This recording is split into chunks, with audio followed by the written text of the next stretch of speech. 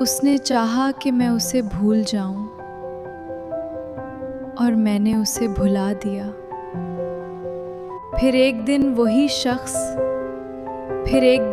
शख्स एक अजनबी की तरह मेरे सामने आया। खामोशी टूटी तो उसने लरजती हुई आवाज में पूछा, क्या तुम्हें मेरी याद है?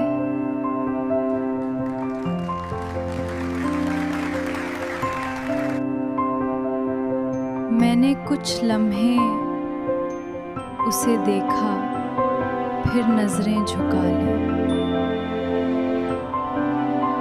बड़ी देर की खामोशी के बाद मैंने आहिस्ता से कहा,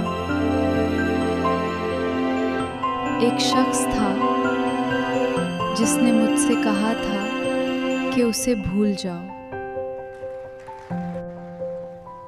मैंने उसकी बात मान ली और उसे भुला दिया।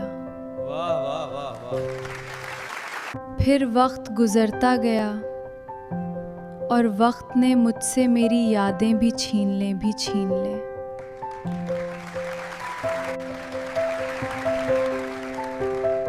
अब मुझे अपने सिवा किसी का नाम याद नहीं।